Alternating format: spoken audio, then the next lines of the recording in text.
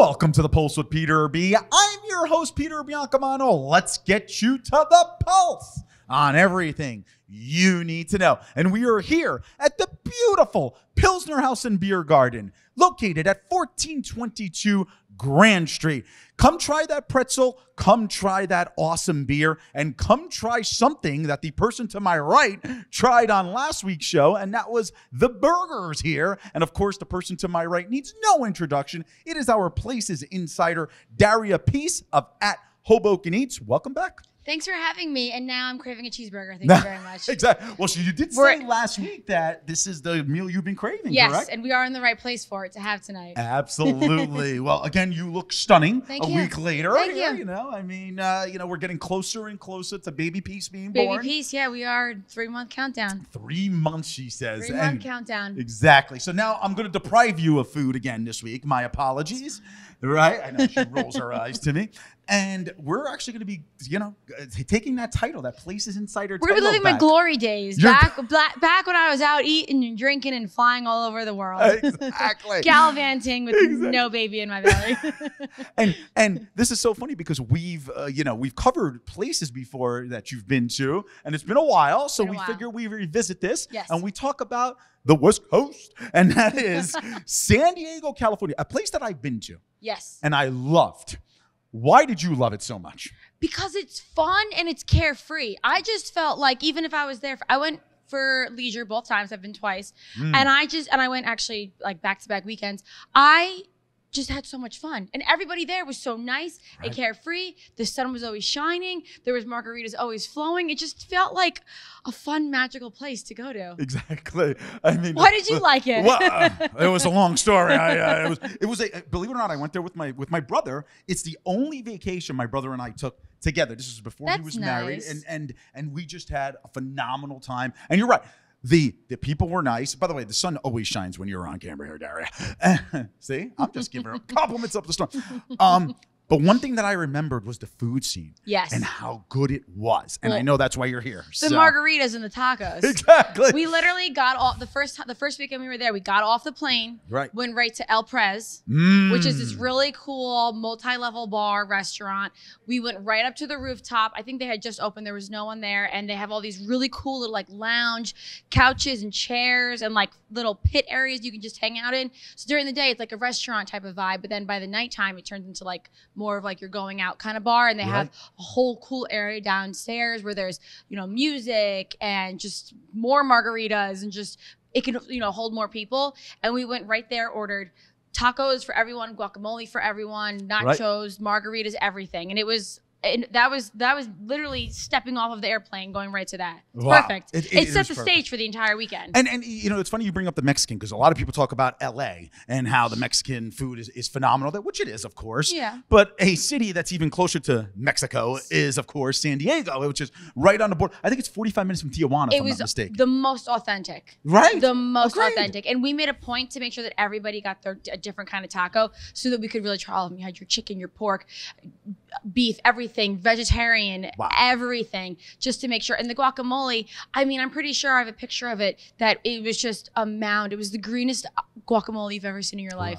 And you said El Prez, correct? El Prez. Yeah, no. P-R-E-Z. And did they have, because I'm forgetting the restaurant. Good thing I didn't have to do research for the segment that I went to. Did they have the woman there just making a tortilla right in front of you and flipping it around? They didn't there, but I'm pretty sure we did see that just walking along the beach area. Because right by where, right in that little area, you could just walk down there's like the massive beaches. First of all, they're huge. And then there's the little walkway that leads you to all the different little restaurants. And you have some of the bigger ones like El Prez, but then you also have some of your little smaller shack type vibes that was where you can kind of get that like quick and fast type of tortillas and tacos. And you're 100% right. I remember those shack type vibes, and I thought that they were better than some of the food trucks there. Oh yeah. Right? We talked about this before in the show. It's like the little holes in the walls that sometimes that usually make the best kind of food. 100%. But there, another thing that surprised me out there, well, it shouldn't surprise me because we're by the sea, is the seafood out there. It's funny you mentioned that. Talk to me. Well, another meal we had that same first day was we went to a place called Cannonball. Okay. It's a sushi restaurant Also, right on the water, multi-layer, multi-level. Again, you have your indoor area, but then because you're on the water and it's like always warm there and it's always beautiful there, that you can have all these amazing rooftops. It's something that I know we've talked about. There's not many in Hoboken. Right. There's only a couple, and it's very hit or miss. You really only get like a few amazing weekends with amazing rooftop weather. It's not too hot, not too cold, not raining, not cloudy. But all these restaurants out there, they've made sure to use their rooftops. And when I tell you the sushi was so freaking good. Wow. Slamming the table. Ceviche, That's how you know. edamame, everything. Exactly. Everything. You know, they're a sponsor, so we don't want to shake the tables too much. Anyway, so is there any other place that stuck out at you in your travels too? You're not gonna like this one. Oh. My first time having In-N-Out Burger. I went there too that time. Don't worry. No, but that's important. It was. You can't find it here. So we made a big deal of it. We drove to In-N-Out Burger and we went. There was this little area. Then you could look at the seals. Right over there, yeah. Oh my God, yeah, by the wharf. Yeah. That's exactly where our hotel was, believe it or not. It's all the things that you have to do. Yeah. It's all the things you have to do. And you want to talk about seals. There's like thousands of them just laying on each other, and right? It's like when you go to like San Francisco, they're in the water, but in San Diego, they're on the beach and people are like walking down onto the beach. Right. So it's kind of crazy. Exactly. And folks, stay tuned for our next segment because our resident seal, Josh Sotomayor Einstein, will be on. So you can watch him there. Anyway, so anything else? Now, you know, Daria, one of the places that I visited when I was there was La Jolla, because La Jolla is not too far away. Yeah. So, but I just noticed that how much bougier La Jolla was. Yeah, San Diego's laid back. It's laid back. Well, you know what's chill. Cool about San Diego too? Well, this goes for all of the West Coast, but I only did it in San Diego. We went for a Sunday football game. No way. To one of the bars. Oh, okay. So imagine having the Gaslight District there? Yes. Ah, yep. So I remembered that, yeah. Imagine having all of your nachos and wings and all that by like 10 o'clock in the morning. That's when the game starts. Oh, that's right. It was pretty amazing. Yeah. It was fun. It was Do you remember the bars that you went to? Something Tavern. Okay. Tavern on the something we went to was really cool. Again, nachos, unlimited beer, wings, mozzarella sticks. It's all your classics. And I have to say, I'm biased, like mozzarella sticks and things like that are always better on the East Coast in Jersey. But they did quite a nice job over there. Yeah, exactly. And at 10 a.m., you didn't have too much beer in you yet. No, I mean, look, you know, you definitely need all that fried goodness to balance it out because that's a long day of watching football. It was a long day watching football, but it was fun to start early. Exactly. Just went right in. Could you imagine living out there and like being a season ticket holder for like the Rams or the Chargers, which are both in LA now, you know? And just I would have every Monday off. I could. Exactly. At least we know we can't start till like 11:30 for tailgates here. Any other recommendations? I think those were kind of the big ones that we went to. Yeah, we had a couple coffee shops that were delicious, but again, they're just kind of fluttered all throughout the city, which was nice. All right. So I always ask you this every time we talk about different places that you've gone to. San Diego, California. Highly recommended for the audience? 100,000%. Wow. 100,000%, she said. When I tell you I went with Matt for vacation and then I went 2 weekends later for a bachelorette party. Oh, I didn't know that. Yeah, it was, and I had equally the best time, both of them. Equally the best time. Try the Mexican, try the seafood, go see the seals. Try it all. Get the In-N-Out Burger. And yeah, I forgot how I can't Animal fries. Did you do animal fries? Obviously. I was just going to ask about that. Obviously. We went all out. She did go all out. All right. Well, Daria Peace of At Hoboken Eats, thank you so much for being here again. Thanks for having me. Of course. And folks, stay tuned. She will be back in weeks to come discussing other places. What other places those are, we're not going to surprise it for you right now. You're going to have to just visit our social media platforms and find out for yourself. Is that okay with you? I mean, we'll take it. It works for me. She said we will take it. It works for me. All right, Daria. Really appreciate you coming on again. Thank you so you. much. All right, folks. We will be right back. Welcome to Hudson River Care and Counseling. Hello, I'm Dr. Pam Pater-Ennis, the CEO and founder of Hudson River Care and Counseling with over 30 years of clinical social work experience in therapy. We are a progressive counseling and coaching practice with a diverse team that brings a holistic approach to clients. We offer support both in person and through digital platforms such as telehealth. Consider us a safe haven that you can trust with care for your mental health needs. Visit our website to set up a consultation today.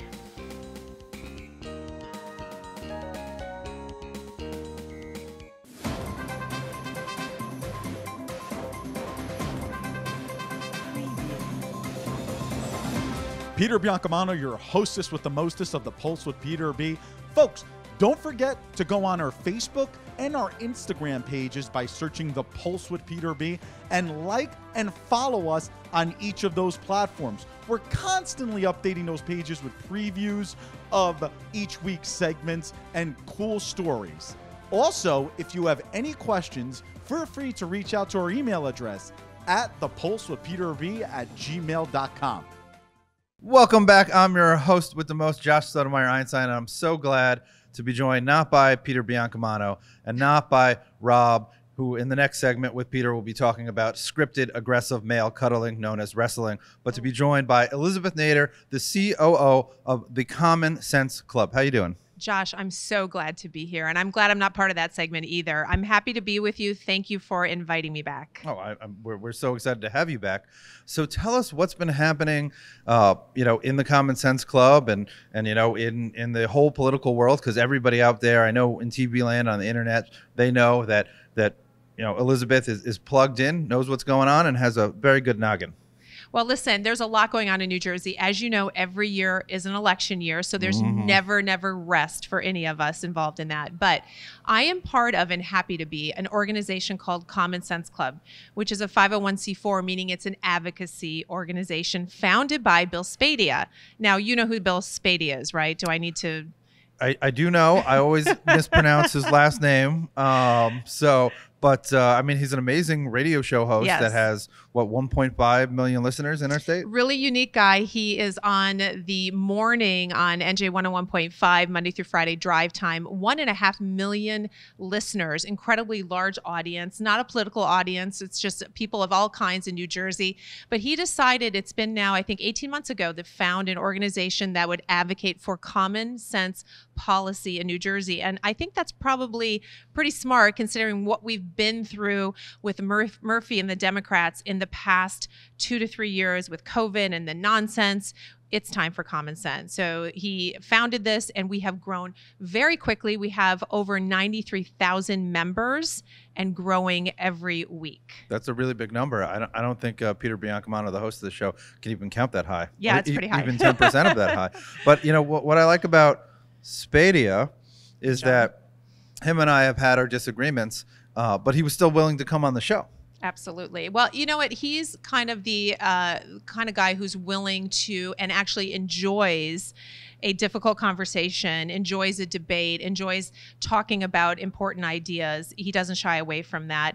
And he understands New Jersey, and he has a particular view. And it's really for championing all of us. It's for championing the everyday person, the parent, right? The working class people, the businesses. He understands first responders. He gets all of that. And so he wants to see us put forth and really advocate for common sense policy, which isn't happening in Trenton right now. It's very lopsided there. It's been very hard to get anything passed. It's been very hard to even overcome how powerful Murphy is, as we know, by state constitution, the most powerful governor in the nation, which, by the way, New Jersey, next time we go vote for a governor, pause and consider you are putting in the hands of the person you're voting the most power in any state by constitution in the nation. So it's been difficult, I think, for a lot of us in New Jersey the past few years, but we're going to change that. Well, it's been really expensive. I mean, the cost of living, has always been going up ever since I was a kid and before that as well.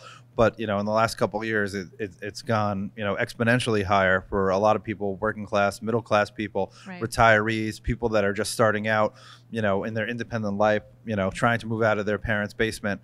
It's not a state that people, stay in to start their life or, that retire because, it's just not affordable. It's not affordable. And then we do things like ban plastic bags. And this is what we did, right? Instead of all the issues that we have, learning loss and COVID and all the people that died in the nursing homes, the 1/3 of the businesses go out forever. Instead of addressing that, we are passing a plastic bag ban in New Jersey and Trenton just to make life that much more difficult. So not only is it expensive, it's just not easy to live here. And it doesn't have to be that way. That's not common sense. That's ridiculous. Well, that's why I really like the Chinese food stores, because none of them obey the plastic bag ban. Yes, right. And they all still have plastic bags. And God bless them. Go out there and eat Chinese, because they ignore the dumb rules. They do. And I heard a rumor, too, that Bill Spadia was ordering several thousand plastic bags with Common Sense Club on it, one side, and his face on the other. So I'll let you know when those are available. Well, there is one plastic bag that a lot of liberal lawmakers on a local level have put in their towns for free, and that's the dog excrement poop bags. Very important. But just like those bags, politicians need to be thrown out because they're full of the same thing. It's true. Okay, so let's do that this year. 23. We are now fully in 23. Every legislator is up this year. Every senator and every assembly person is up for re-election. So this is our year to make change in those two houses. Now, the senators who win are with us for 4 years. So voters, take this seriously. We need to look at our candidates and we need to consider a change. Amen. Now, so taking a pivot, as you just did, to what's going on now with the upcoming elections for the Assembly and the State Senate, do you think that the GOP is ready? Do you think it's organized? Do you think that we're going to see some gains? Are we going to take losses? What's your take on the situation? Well, in terms of numbers, we're down 5 in the Senate and 7 in the Assembly. So I think a lot of people are looking at the Senate as the place that we could see some flips. And I know Senator Orojo is very focused on that. He's identified those areas that he thinks that he can flip. And it's all about getting the good candidates too. So I'm seeing some of that coalesce. I have hope that we can make some nice flips in the Senate. I think the Assembly will be harder. But on top of that, we have some individuals that we also need to protect, like Senator Ed Durr, I think is one that we want. He's really a man of the people, and he may have a challenge from within the party, sadly. In my opinion, we need to protect him. So we have some great efforts to make. I do think we have potential here, and I hope that we see some gains, especially in the Senate. I am seeing a lot of activity in the lower levels, even Board of Education and City Council. These are areas we've been winning, actually. So those are the stories from the past 2 elections. So it's not just the bigger jobs. You know, politics is local. And when you start to flip City Council and Board of Educations, you start to see the changes that eventually then actually bubble up to the top. Well, 2 things that you just mentioned. Just for everyone out there in the TV land and the internet that doesn't know, Senator Durr was that senator you heard about in the news that had a grassroots campaign that barely raised any money, but knocked on a bajillion doors and took out an incumbent, the what was it? It was the Senate President, former Senate President Sweeney. So he definitely has a big target on his back. Right. And when we're talking about, you know, the grassroots rise that you're talking about in the school boards and whatnot, it reminds me of the last gubernatorial election where, you know, our GOP candidate Chittarelli, he talked about it a little bit in the beginning. And then when there was pushback, when they were saying, oh, you know, you're gaslighting, you know, the liberals aren't pushing this crazy sex education for first graders where we're teaching them that they can, you know, change their sex, you know, he stopped talking about it.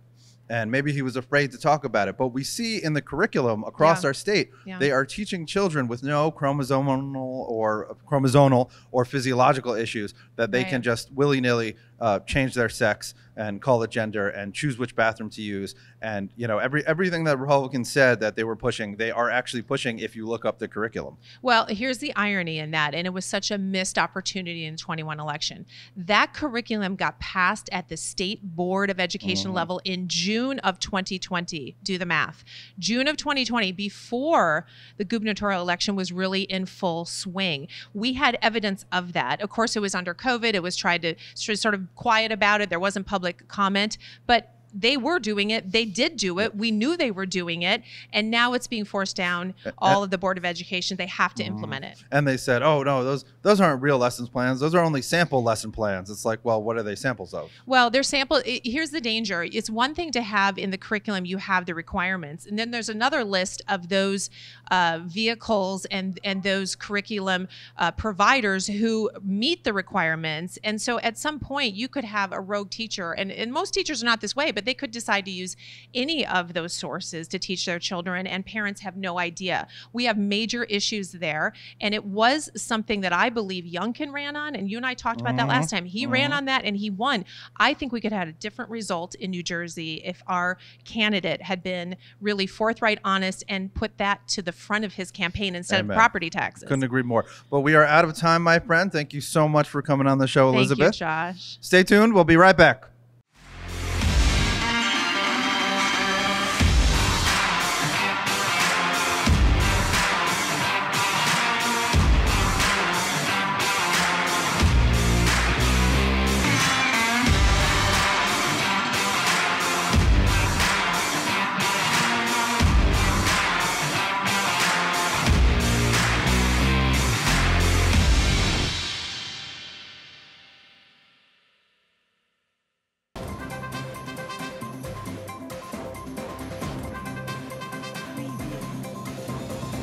Peter Biancamano back with you.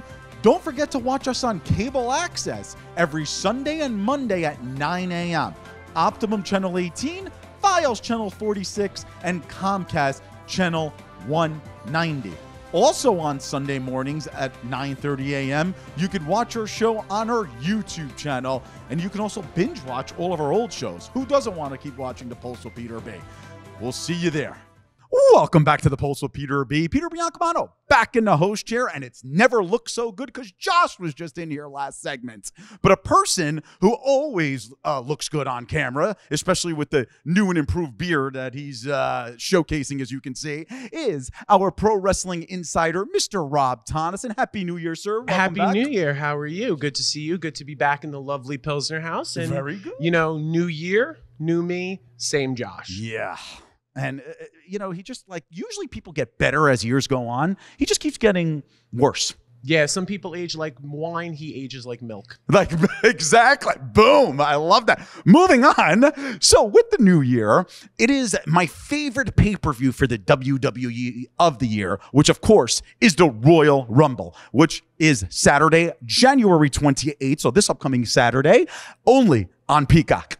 Yes. Your favorite streaming service. Well, you know, the Premier League's on and the Premier League's heating up. So Peacock is back in my good graces. So All right. I like that. I like that a lot. Rob, there's always some matches before the Royal Rumble. So, of course, we'll talk about the women's battle royal and the men's battle royal a little bit later in the segment. But I think it's important we talk about some of the championship matches that will also take place on the card, as they like to say. And why don't we begin with the Universal Championship match? Of course, Roman Reigns. Is he now the longest serving Universal Champion of all time?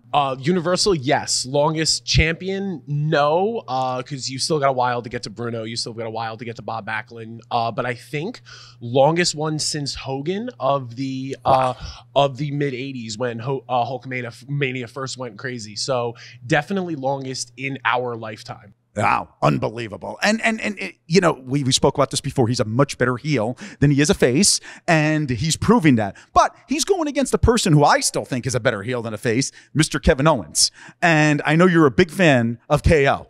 I'm a big fan of both. You're a big fan of both? Big fan of both. Kevin Owens, I've loved and respected ever since he was in Ring of Honor, all the way up through his run in WWE. But this is Roman Reigns. This is Roman Reigns' show. This is Roman Reigns' generation. This is Roman Reigns' era.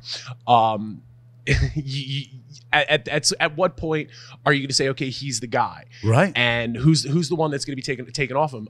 It's weird that this is going to be the third consecutive Royal Rumble in which Kevin Owens has wrestled Roman Reigns for whatever reason. They still put out good matches, but this is Roman's show, and it's just a matter of what's going to happen at WrestleMania. Very, very interesting. So you're taking Roman Reigns, I'm assuming, in this bout. 100%. And you did say that this is the third year in a row that they're third Wow.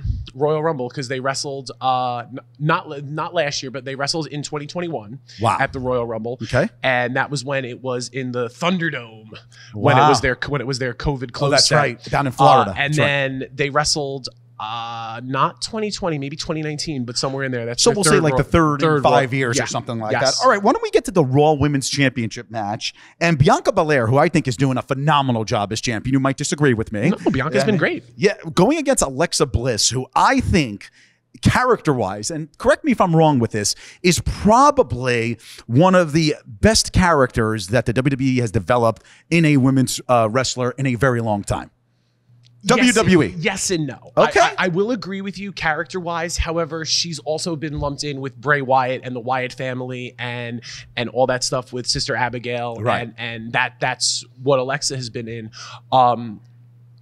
I like Alexa. She's a wonderful wrestler. It's just being lumped in with this Bray Wyatt stuff is not really suiting her, especially where she is now. Interesting. So I definitely think Bianca's going to retain, because the Rumble, as much as what the Rumble is, it's a great pay-per-view. You love it, but it really sets the table for what is going to be WrestleMania. Interesting. So you think Bianca retains, no questions asked. Interesting. Now, the next match, when you sent this to me and I looked at the card, I was like, wow, this is the only place where Josh Sotomayor Einstein looks good, which is the pitch black match, because of course he only looks good in the dark. But anyway, it is Mr. Bray Wyatt taking on LA Knight. So this seems like very gimmicky of the WWE. 1,000% gimmicky. Are they going to fight in the dark? How are people going to actually watch this match? First of all, you have to do with the brand. It is the Mountain Dew pitch black match. Oh, excuse me. So WWE. Well, they don't sure sponsor us, Mountain Dew. So sorry. Keep them out of it. Okay, exactly. so it's the Neatly.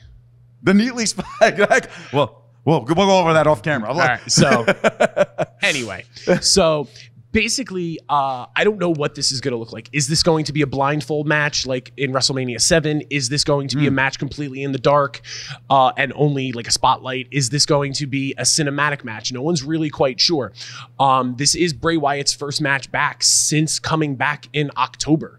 He came back in October and has cut promo after promo after promo, and that's all well and good. But unfortunately for Bray, his biggest critique is that bell's got to ring, and that bell's got to ring. And unless there's bells and whistles, it's kind of generic. So Bray will win this, but as I've said before, you have to show something else. And Bray is great on the microphone, but then that bell rings and that's not it. And that's it. And that's it. So this gimmick match is going to mask what he can't do in the ring. Very interesting. So you're taking LA Knight in No, this I'm going to stuff? take Bray. Or you're going to take Bray? Bray. Okay, very interesting. All right, now let's move on to the highlight of the show, according to me and everyone else. Correct. I guess I got to fill in time with these other matches, and that is the Royal Rumble matches. It's going to be 30 women and 30 men. Correct. Right. So for those of you that don't that are new to professional wrestling, the Royal Rumble is a match where it's 30 men, 30 women, two separate matches. It starts with two people. And then every 90 seconds, someone comes in, and the only way to be eliminated is by getting thrown over the top rope, landing with both feet on the floor. Both feet. That becomes very important, especially with storyline.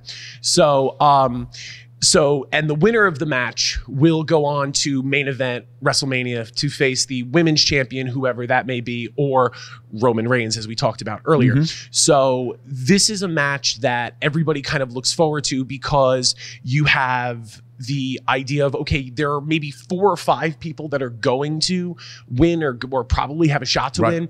And then you have maybe these 10, 11, okay, maybe you can make a case for them. And then the rest is, okay, who's available, who's a legend, who wants to return. And that's what I was going to ask you. So, and we'll begin with the women's Battle Royal. I want to know some of your surprises that you believe are going to make a return during the women's Battle Royal, and who you actually believe is going to win it. And then you can follow it up with any male surprises and who you think is going to win the men's Royal Rumble match. I say a returning Naomi finally. Wow, that's huge. I say a returning Naomi as opposed to the formerly known as Sasha Banks, who is now Mercedes Moné in New Japan. In New Japan, okay. So I would say a returning Naomi, a legend for the women's, a legend like Trish, I could see returning, a legend like Lita, as a return in Chelsea Green is probably in the cards.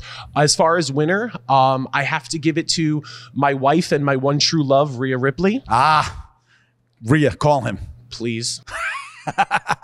Anyway, okay, so Rhea Ripley will win, and she'll face either Bianca Belair or most whoever likely Bianca. Okay, men's surprises and who you believe will win. Surprise returns, you're probably looking at someone like a Matt Cardona. Wow. You're probably looking at, and this is where WWE kind of dropped the ball. They said Cody Rhodes was going to return at the Rumble, which I would have preferred if that was kept a surprise. So this is Cody's Rumble to lose. So I predict Cody is going to win. Wow. As far as other returning surprises, you got to look at the Raw 30th and see who's kind of was there and see who could show up at the Rumble from there. So Cody Rhodes, put your money on it, and Rhea Ripley. And if you lose, we'll give you Rob's information. So. Rhea, just my Instagram's on the bottom. There you go. I absolutely love it. Rob Tonnesen, our Pro Wrestling Insider. Thank you so much for joining us this week. And folks, he will be back next week when we discuss the ongoing saga of Vincent Kennedy McMahon. You're not going to want to miss it. Rob, are you excited? Oh, I'm just so excited. So excited. Absolutely. Thanks again, buddy. I'll see you next week. Pleasure. All right. All right, folks. Join us next week for the Pulse on everything you need to know. I'm Peter Biancamano. I hope you have a great week, everybody.